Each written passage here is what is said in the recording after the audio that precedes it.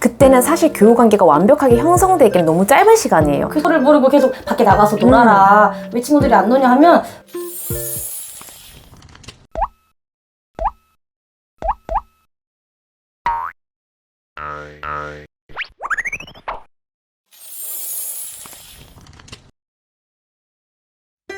네, 알수록 쓸모있는 초등잡학 사전. 네, 오늘은 부모님이 정말 많이 궁금해하시는 우리 아이 교우관계가 어떠한지 알 수 있는 방법들을 말씀드리려고 합니다. 그래서 꼭 학부모님들께서 자녀들에게 하면 좋은 질문들과 그리고 만약에 교우관계에 살짝 조금 문제가 있을 경우 어떻게 하면 좋을지 해결책도 약간의 제시해 드리려고 합니다. 정말 궁금하시죠? 우리 아이가 친한 친구는 누군지 그리고 학교에서는 친구들이랑 잘 지내는지 궁금하실 텐데 막상 물어보려고 하면 질문은 딱 이거 하나예요.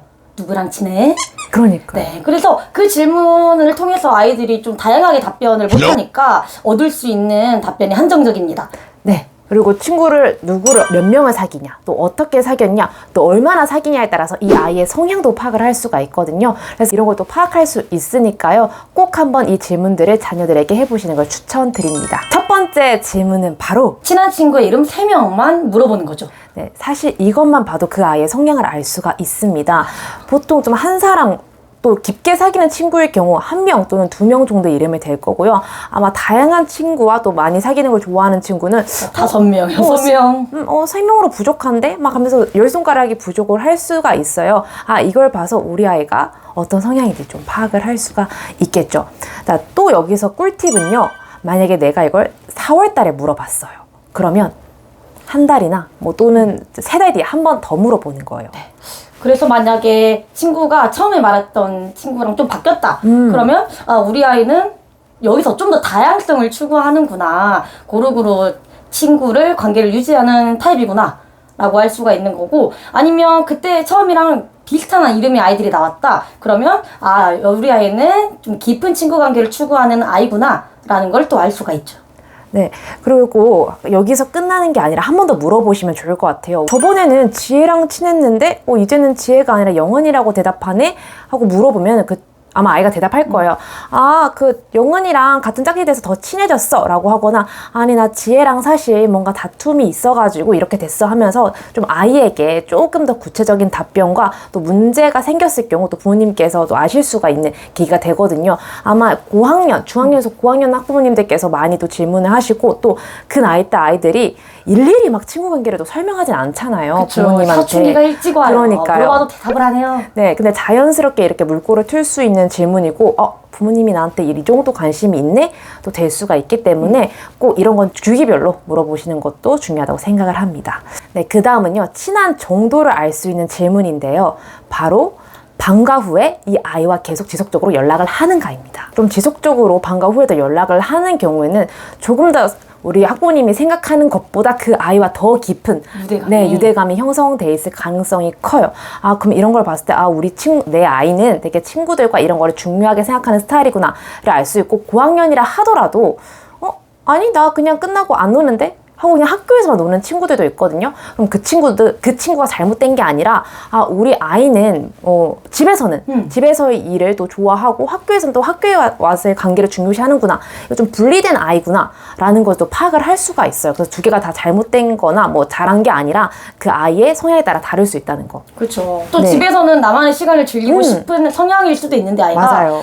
그거를 모르고 계속 밖에 나가서 놀아라. 왜 친구들이 안 노냐 하면 힘들어할 수가 있어요. 그래서 성향을 파악하신 다음에 친구 관계를 접근해보는 게 좋을 것 같습니다. 네, 맞습니다. 그 다음 꿀팁입니다. 만약에 아이한테 친한 친구가 누구니? 아니면은 방과 후에 친구들이랑 잘 노니? 라고 물어봤을 때 아이가 선뜻 대답을 하기 어려워하거나, 아니면 학교에서 친구를 만드는 게 힘들다 고 부모님한테 말을 한 경우 굉장히 많이 걱정이 되시고, 이걸 어떻게 해결해 줘야 될지 고민이 되시잖아요.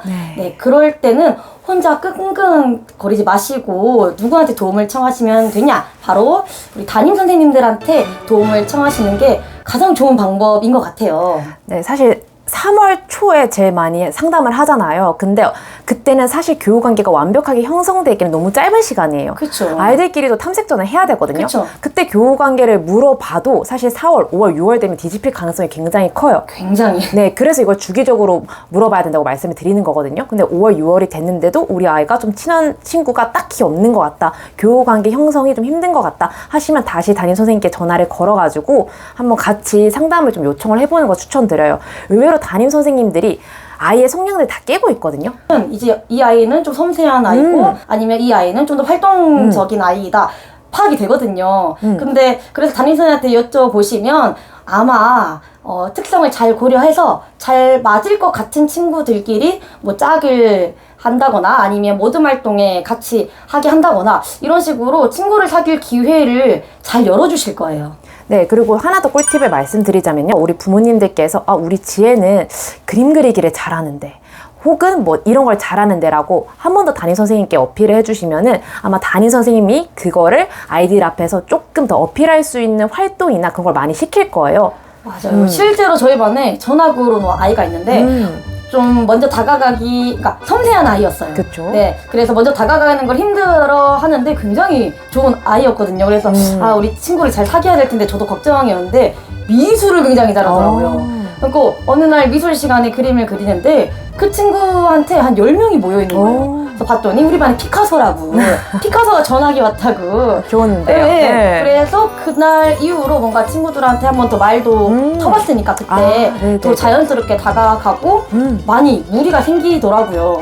또 이런 자아 존중감을 높이고 친구들과 한 번 더 말을 터볼 수 있는 그런 칭찬의 기회를 담임 선생님들한테 마련해줄 부탁하신다면 네. 당연히 해드립니다. 네. 네, 오히려 조금 더 감사한 것 같아요. 담임 선생님도 맞아요. 혹시나 이 아이가 이게 고민이 아닐 수도 있거든요. 정말 혼자가 웬만하면 그런 경우는 잘 없지만 진짜 혼자가 편한 아이들이 있을 수가 있어요. 근데 도움을 요청한다면은 아마 특히 고학년일수록 프로젝트 학습이 굉장히 많잖아요. 그쵸. 조금 성향이 비슷한 친구들하고 또 엮여가지고 하게 한다던가 이런 식의 어떻게든 교육활동하고 엮어가지고 좀 해결책을 마련해드리려고 노력을 할 겁니다. 그러니까 적극적으로 상담을 요청하시면 좋을 것 같아요. 더 이상 혼자 고민하지 마세요. 네, 오늘 이렇게 우리 아이 교우 관계를 확인할 수 있는 질문과 만약에 교우 관계를 어려워한다면 어떻게 하면 좋을지 한번 말씀 나눠드려 봤습니다. 만약 혹시나 조금 더 궁금한 점이나 다른 부분에 대해서 질문이 있다면 댓글로 남겨주신다면 답변 드리도록 하겠습니다. 그러면 다음에도 우리 아이들에게 도움이 되는 영상으로 돌아오겠습니다. 그러면 다음 시간에 만나요.